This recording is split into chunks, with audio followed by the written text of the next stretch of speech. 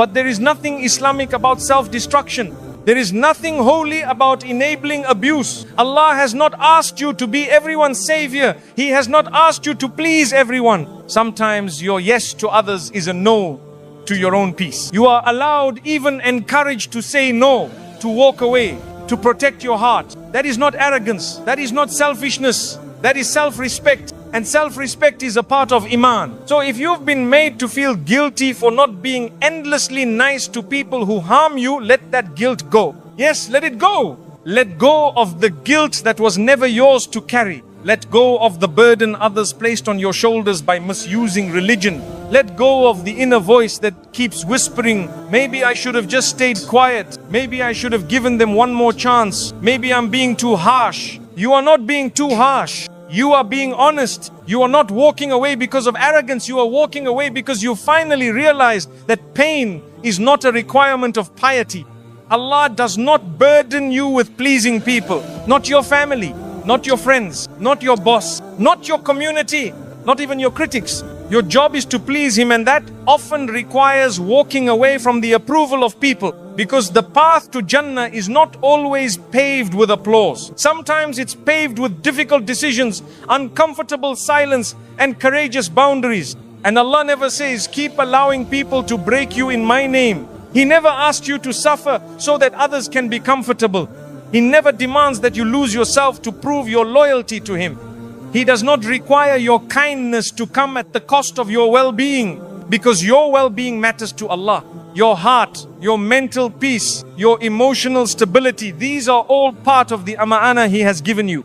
And it is not Islam to destroy that for someone else's convenience. Islam is mercy. Islam is balance. Islam is self-respect. Be kind, yes, because kindness is part of Iman. It's a reflection of your love for Allah.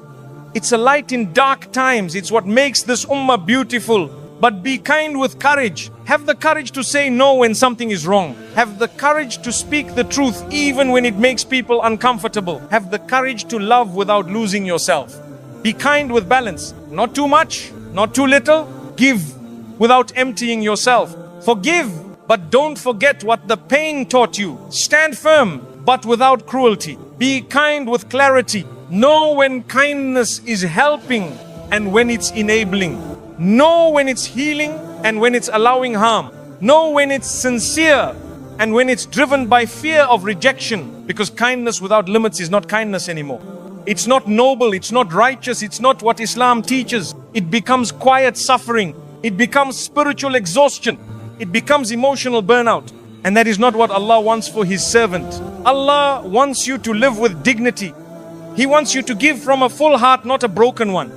He wants you to walk through this world not as someone crushed by expectations, but as someone lifted by truth, balance, and His mercy. So don't let the world shame you for doing what Allah has already given you permission to do.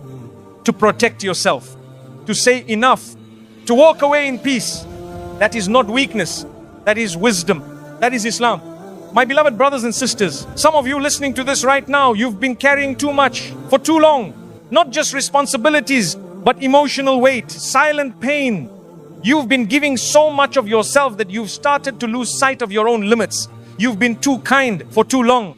And I don't say that as a criticism, I say that as a reality many people live in. You've gone above and beyond for others. You've stretched yourself thin to accommodate people who rarely, if ever, made room for you. You show up even when you're tired. You give when your own cup is empty. You love deeply even when it's not returned. You've helped people not once, not twice, but again and again. People who never said thank you, not once. People who took your generosity and made it an expectation, not a gift. You were there for them when they were at their lowest, but when you needed them, they were nowhere to be found. And still you didn't complain, you brushed it off, you made excuses for them. Because that's the kind of person you are. You've forgiven so many times that you've lost count. Someone disrespected you and you forgave. They lied to you, you forgave. They disappointed you, you still forgave. And every time you hoped it would be the last time, you convinced yourself they'll change. Maybe they didn't mean it. Maybe I'm being too sensitive. But deep inside, the hurt piled up quietly, secretly, until it became heavy, too heavy.